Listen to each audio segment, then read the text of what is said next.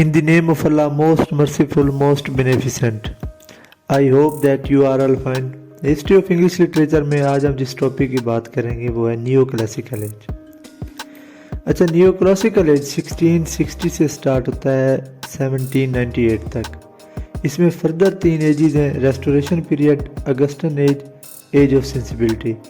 New classical age को हमने 2 part में किया है। फर्स्ट पार्ट जिसमें आज हम बात करेंगे, न्यू क्लासिकल एज को भी डिस्कस करेंगे एंड रेस्टोरेशन पीरियड को भी देखेंगे। स्टार्ट करते हैं जी। न्यू क्लासिकल का मतलब new mean new and classical mean relating to the ancient Greek and Roman word and specially to its literature. कदीम जो ग्रीक्स एंड रोमन वर्क्स थे उन्हें क्लासिकल कहा जाता है, जैसा कि अरिस्टोटल, प्लेटो, यूरिपिडीज, सोफोक्लीज, ये तमाम वर्क्स।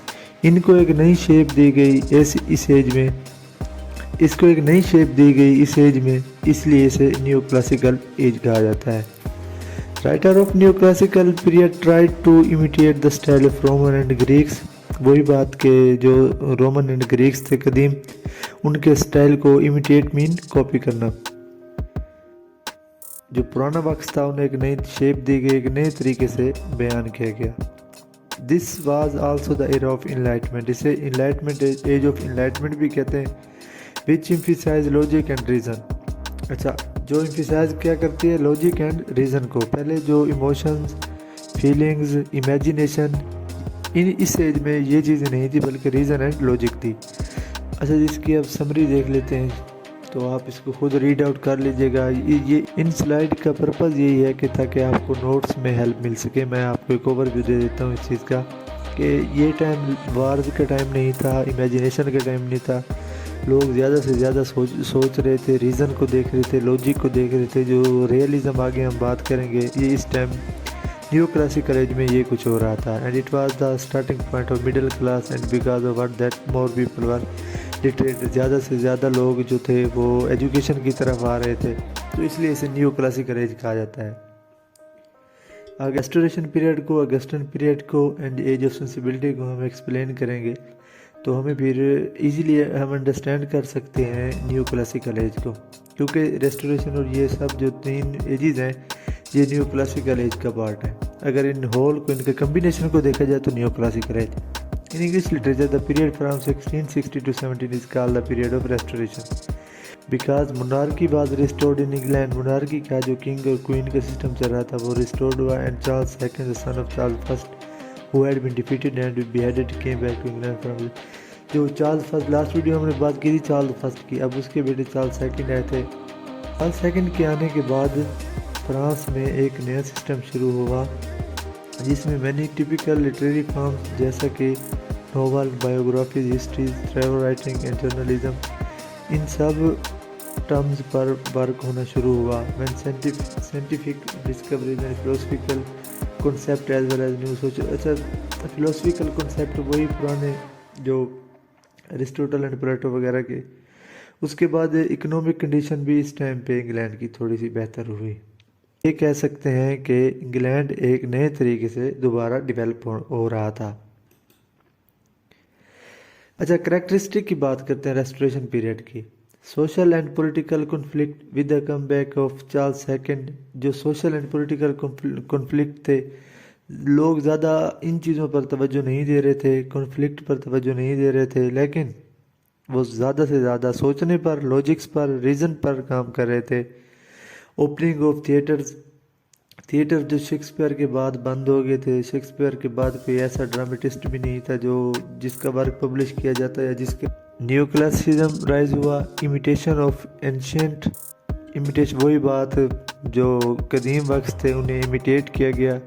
रियलिज्म की बात भी कर चुके हैं कि लॉजिक एंड रीज़न पर बात की गई थी। न्यू लिटरेरी फॉर्म भी डिस्कवर हुई जो हम आगे जाके डिस्कस करेंगे।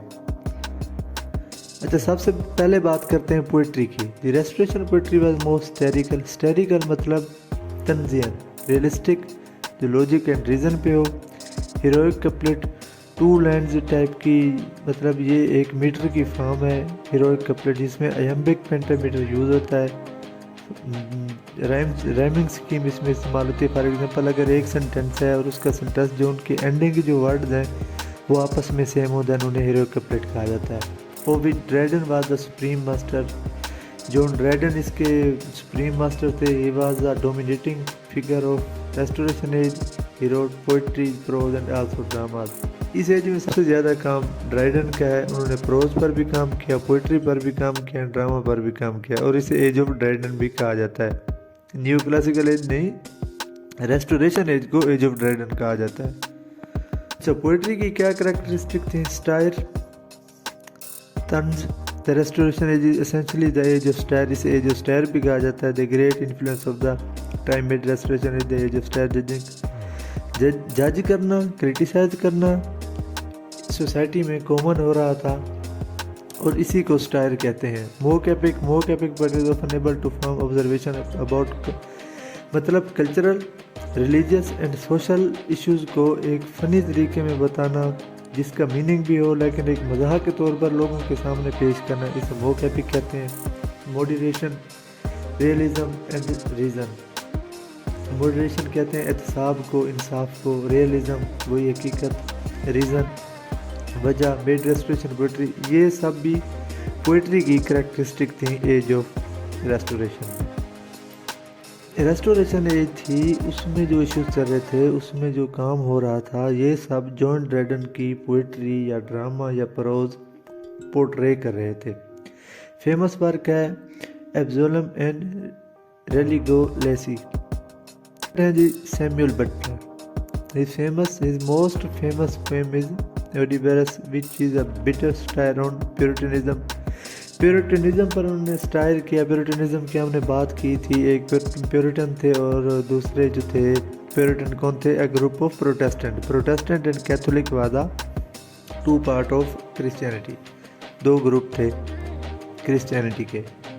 इनकी पोएम 3 पार्ट्स में पब्लिश हुई है। It achieved a lot of popularity, बहुत पॉपुलैरिटी उसे मिली। चार्ल्स बाद जो उस टाइम पे किंग थे, चार्ल्स सेकंड, वो भी इससे ज़्यादा मुतासर हुए और उन्हें एक कैश अवार्ड भी दिया।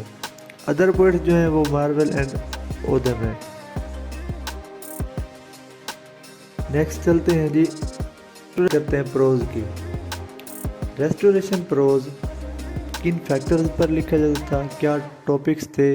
एक तो था rationalism, advancement of science, various political parties and groups, coffee houses, drawing rooms and many other factor. ये फैक्टर थे जिन पर प्रोज लिखा जाता था। John Dryden again was one of the greatest prose writer of his period. He had also been considered the father of English prose. अगर question ये हो कि who is the father of English prose, then John Dryden. He has written it in a clear.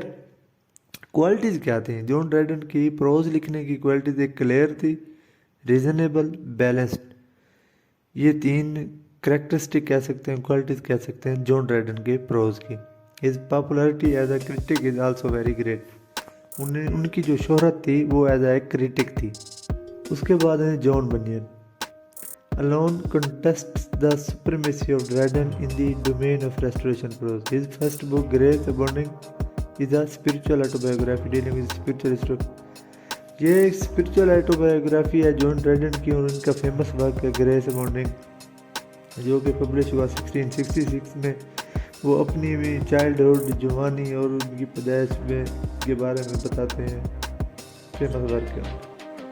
इसी पर John Locke के जो हैं pros हैं, जो कि ह्यूमन अंडरस्टैंडिंग, इंसान की नेचर को समझने में हमारी मदद कर सकते हैं। जो इंसान की नेचर कैसी है, इंसान क्या सोचता है, किस किस्म के इंसान होते हैं, इस टाइप की प्रोज जॉन लॉक के। न्यू डायरेक्शन टू थॉट, इसने एक नई सिमत दी, एक नया रास्ता दिया सोचने का। Not only England but in other countries of Europe. England drama, अब वही बात करते हैं ड्रामा की। ड्रामा जो था वो 2 कैटेगरीज थी उसकी, एक कॉमेडीज एंड ट्रेजेडीज। ये ड्रामा का अहम वक्त था क्योंकि काफ़ी टाइम से 18 साल से जो थे थिएटर बंद थे। शेक्सपियर के बाद कोई वक्त भी नहीं लिखा गया ज़्यादा अच्छा जो कि स्टेज के काबिल हो या स्टेज पे दिखाया जाए या जिसमें कोई मोरल लेसन हो। तो उसके बाद ये था कि अब ये काम स्टार्ट हुआ ड्रामा का।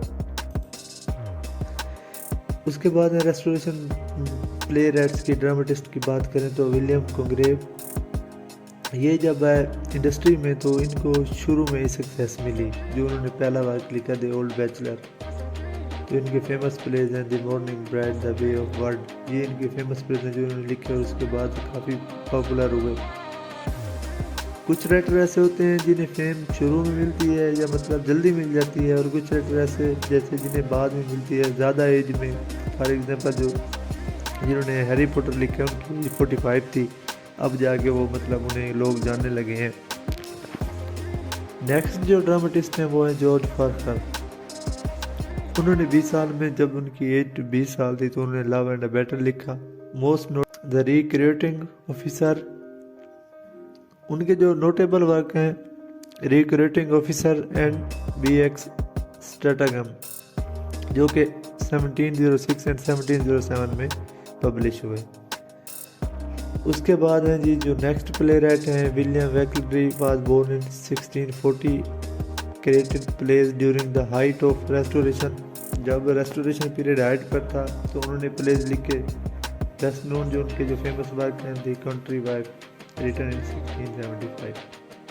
ये सब रेस्टोरेशन प्ले राइट थे।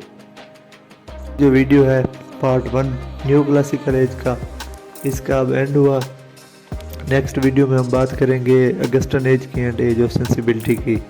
तो इसके साथ ही हमारा जो न्यू क्लासिकल पीरियड है वो ख़त्म होगा। तब तक अपना ख्याल रखिए और अपने इस चैनल का खुदा हाफिज़।